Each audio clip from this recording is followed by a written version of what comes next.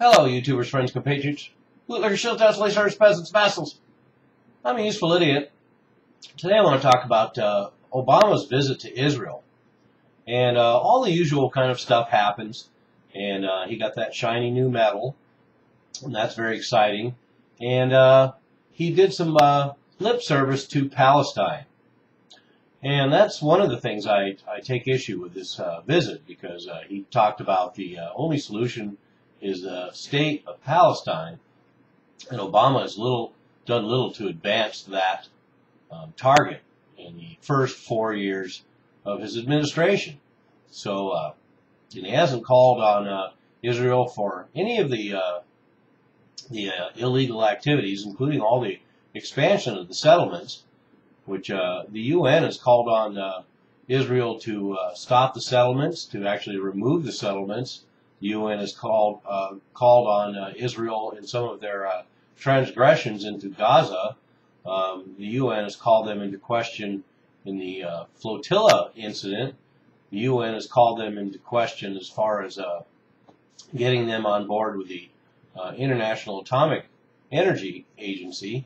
And so anyway, Obama has done nothing to further any of those agendas, getting Israel in line with the international community, which is ironic considering Israel and the U.S. are in a position where they're telling Iran what to do within the constraints of the international community. I know a lot of war hawks out there who don't approve of looking at things that way, but that's just a pragmatic way that I look at things. You're going to have to see both sides.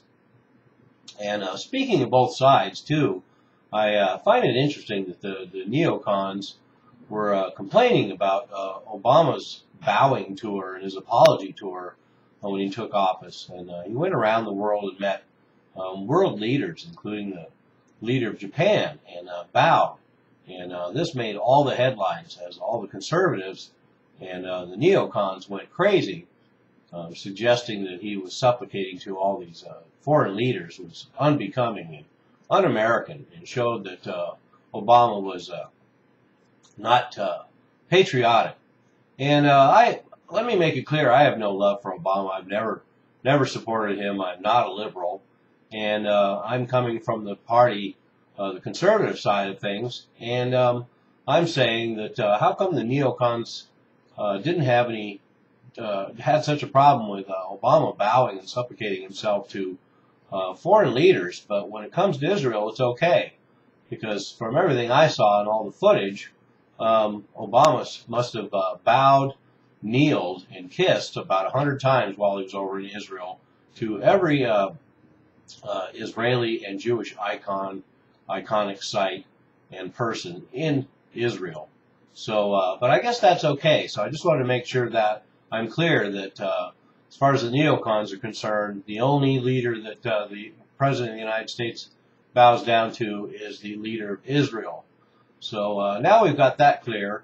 The only other things that were solved during this visit to Israel were the bonds between Netanyahu and Obama. They got off on the right foot when they were joking around about red lines, which of course is no joking matter, but in the hands of Netanyahu and Obama, it makes for a good laugh, drawing a red line in the sand. And then of course Obama committed to more money for the Iron Dome missile protection system, and assured Netanyahu that the sequester in the United States won't affect money continuing to flow to Israel, because after all, America is Zion's bank.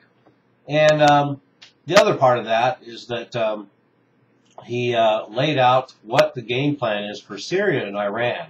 And of course, we won't know about that for a little while, but undoubtedly they talked about that issue, and a bunch of token gestures, tribute by Netanyahu to Obama, and for both countries playing ball, we get these concessions where Netanyahu apologizes to Turkey, and their diplomatic relations are restored, and things are all going to be fixed now. So So anyway, great trip, Obama, and boy, glad to have you back. And what can I say? Oh, I already said it. I'm a useful idiot. Don't you be one too.